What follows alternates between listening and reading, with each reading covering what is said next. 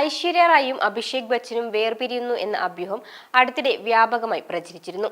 ഇപ്പോഴിതാ ഐശ്വര്യയെക്കുറിച്ചും പിതാവെന്ന നിലയിൽ മകൾ ആരാധ്യയെ വളർത്തുന്നതിനെ സംബന്ധിച്ചും തുറന്നു പറഞ്ഞിരിക്കുകയാണ് അഭിഷേക് ബച്ചൻ. കഴിഞ്ഞിടെ നൽകിയ ഒരു അഭിമുഖത്തിലാണ് നടന്റെ പ്രതികരണം. മാതാപിതാക്കൾ ജീവിതത്തിൽ ചില മൂല്യങ്ങൾ മുറുകെ പിടിക്കേണ്ടതുണ്ട്. എന്റെ മാതാപിതാക്കൾ ഇങ്ങനെ ചെയ്യുന്നത് കണ്ടാണ് ഞാൻ വളർന്നത്. എന്റെ മകളെയും ഇത്തരത്തിൽ സമീപിക്കാനാകുമെന്നാണ് ഞാൻ പ്രതീക്ഷിക്കുന്നതെന്ന് അഭിഷേക് ബച്ചൻ പറഞ്ഞു. മാതാപിതാക്കൾ മികച്ച അധ്യാപകരാണോ എന്ന് എനിക്കറിയില്ല. കുട്ടികളെ ശരിയായ വഴിക്ക് നയിക്കാനുള്ള വികാരങ്ങളും ആഗ്രഹങ്ങളുമാണ് അവരോടുള്ള സമീപനത്തിൽ പ്രതിഫലിക്കുന്നത്.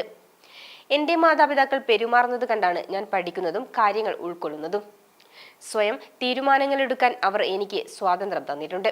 എന്നാൽ ഏതെങ്കിലും ഘട്ടത്തിൽ പ്രതിസന്ധി നേരിട്ടാൽ മാതാപിതാക്കൾ ഈ സാഹചര്യത്തിൽ എന്ത് ചെയ്യുമെന്ന് സ്വയം ചോദിക്കും.